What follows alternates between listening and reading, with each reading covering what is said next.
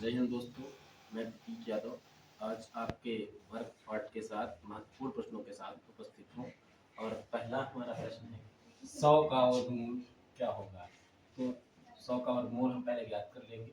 100 को इसके हम गुणनखंड करेंगे, 2 पंछी 10 और 2 जीरो 0, फिर 2 से इसका हम काटेंगे, 2 दूना 4, 1 बचेगा, 10 हो जाएगा, 2 पंछी 10 और फिर 5 से कटेगा, 25 और 5 कम 5, 1 2, ये 2 के पेयर बनते हैं क्योंकि वर्ग में स्वयं से जब किसी संख्या को स्वयं से गुणा करते हैं वो वर्ग कहलाता है। इसी प्रकार से इसमें हम जब वर्गमूल निकालते हैं तो 2 बार 2 के पेयर बनाए जाते हैं।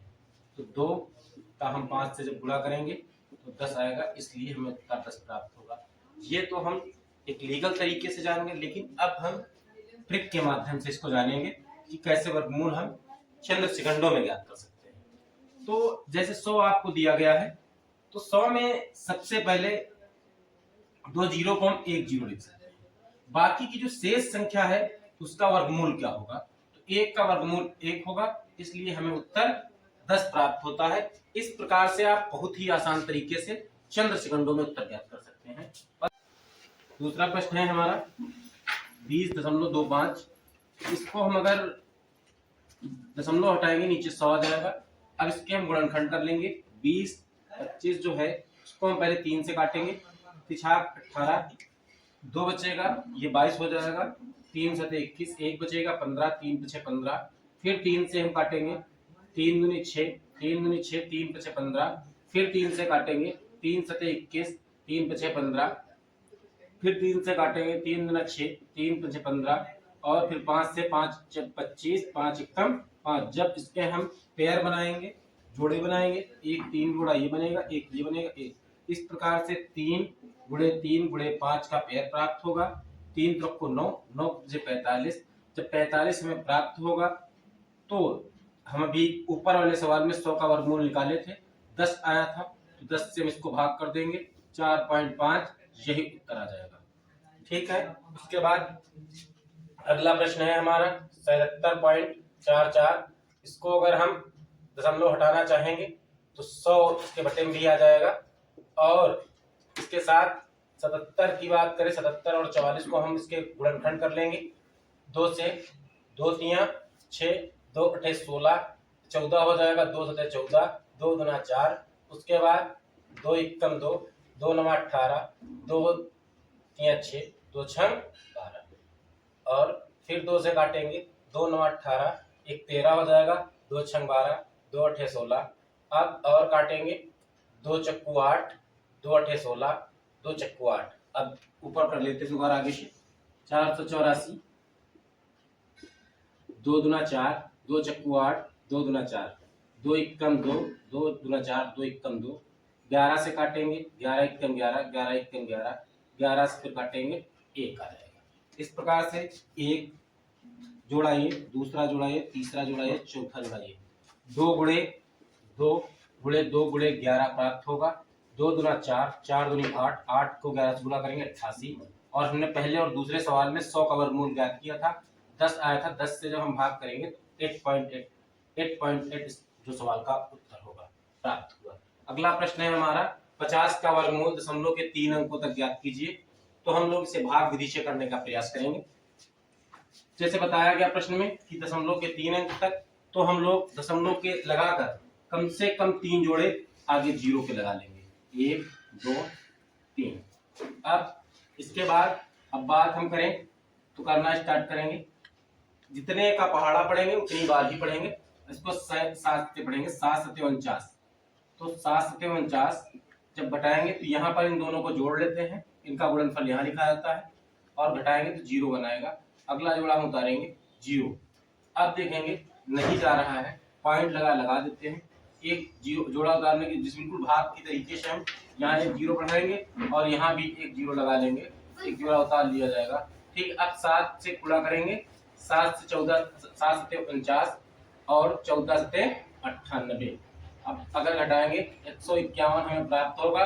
7 7 14, 7 7 और 14 ये। ठीक है। उसके बाद लास्ट जोड़ा है, अब एक बार जाएगा तो तो ये 7 भूल गए थे, 7 और ये। इसके बाद हमें इस प्रकार से 7.071 उत्तर प्राप्त होता है। अगला प्रश्न है हमारा 6 अंकों की सबसे छोटी संख्या निकाले जो पूर्ण वर्ग हो। तो सबसे पहले हम देखेंगे 100 जो है 6 अंकों की सबसे छोटी संख्या क्या होगी, फिर उसको हल करने का प्रयास करेंगे। ठीक है, तो सबसे पहले 0, 2 0, 3 अंक हो गए, 4 अंक हो गए, 5 अंक हो गए, 6 अंक हो गए। इस प्रकार से 6 अंकों की सबसे छोटी संख्या में 1 लाख प्राप्त होती है। अब हम इस संख्या को वर्गमूल कैसे निकालेंगे देखेंगे, और 6 अंकों की जो छोटी से छोटी संख्या पूर्ण वर्ग होगी वो क्या होगी हम देखेंगे। तो सबसे पहले इसको हम भाग विधि से करेंगे 2 0 से।